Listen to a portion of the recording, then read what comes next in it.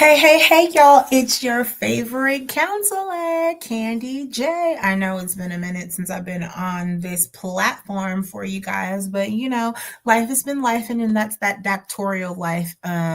Your girl is getting a clinical psychology doctoral degree. You're going to be able to call me Dr. Candy very soon, coming very soon. But in the meantime, I'm definitely your favorite counselor, right?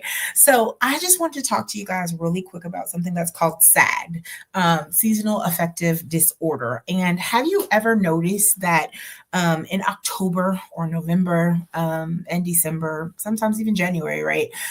You are feeling very different. You start to feel very sad and moody and it seems like you just can't be yourself, right? It is something that is called seasonal affective disorder, and it's sad, right? And it's just at times, especially at the holiday season, people are going through so many different things. It gets darker, first of all, earlier, but do you know how many people I know right now that are dealing with grief at this time? They're dealing with the loss of their mother, their father, their aunt, their uncle, their child, right? And it could even be their birthday season. If you've lost anyone, you know that your birthday season, the holidays, your birthday, any of those things can be a trigger, right? But when we're talking about seasonal affective disorder, we're talking about the symptoms that could possibly be it looks like depression, right? But it happens in between that fall and that spring time. So here are some symptoms, right? You have low energy and lethargy. Your It's difficult concentrating and focusing on things. I see so many people having that issue. There's a reluctance to engage with others and a desire to be alone. They're a depressed mood most of the day, nearly every single day. There's a loss of interest in things that you used to find interesting, enjoyable, right? You can't do that anymore. Your sleep patterns change, and you're primarily overly sleeping, right? You're anxious or you're irritable, or having very, very difficult times managing your stress level. You have a quick temper at times. Your libido and your sexual desire goes down. And if you're wondering, men and women in your relationships, why that is, it's the part of this right now, right? Craving sunlight. You want to be out in the sunshine, but there is no sunshine. And I see a lot of the people that live up north that's like that as well.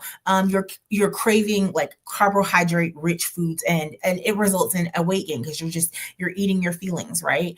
And then there's a reluctance in engaging with others and a desire to just be isolated and be alone. And so all of these different symptoms are a part of SAD, right? So what you want to do, first of all, is try to maintain a steady sleep schedule. Don't oversleep, right? Set your alarm to wake you up at certain times, right? If your normal bedtime is 11 o'clock, make sure that you get your 8 hours, but then set it to make sure that you're getting up within an 8 hour time frame or a 7 hour time frame, that you're not oversleeping it, that you don't hit that snooze button, right? Spend some time outdoors. And I know that's kind of hard for people that are dealing with ice and snow, but if you can bundle up, go hit the streets outside a little bit and go play in the snow if you have snow. But for us Texans, right? I'm a Florida girl at heart, but I live in Texas. For the Texas people, go out. We don't have snow, we don't have ice, especially right now. Go out, go to the mall, go to the park, go somewhere. It doesn't even matter where, but get out of the house, especially for my people that work from home still, right? Also, try some light therapy. Do some boxing. Do some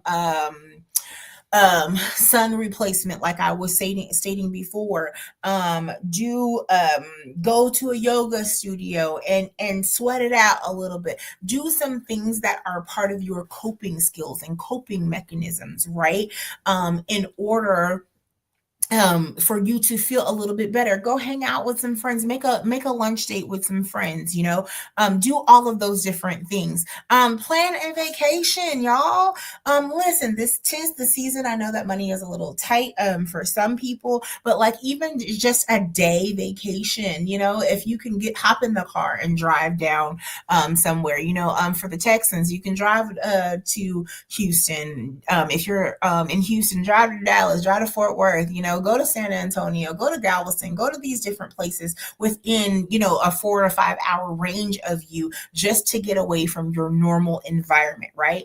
Also, y'all already know eating a balanced meal helps with a lot of things, because you can also, like I said, you have a tendency to want to eat more carbohydrates or eat your feelings. Try protein, try vegetables. They even make yummy protein, and you can definitely doctor up the vegetables to be yummy, right?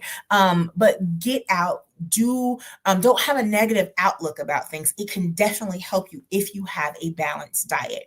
And my last suggestion, for people that this is very, very chronic for, go get with your doctor and talk about antidepressants. That's usually my last resort, because I want you to try all of the other things that I have given to you, right?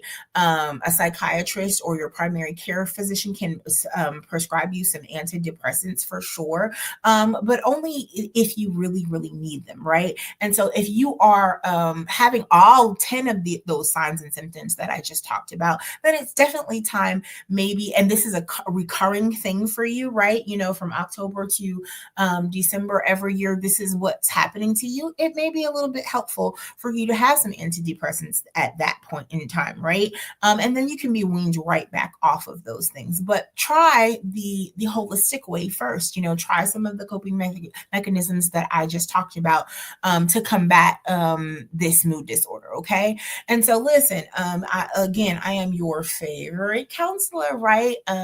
You can call me at that number on the screen and book yourself an appointment. And tis the season to make sure that you have some type of counselor, therapist, or coach that can help you through some of these things. Okay, guys? So again, your girl Candy J, coming to you on this very cold Sunday. But have a wonderful and blessed day.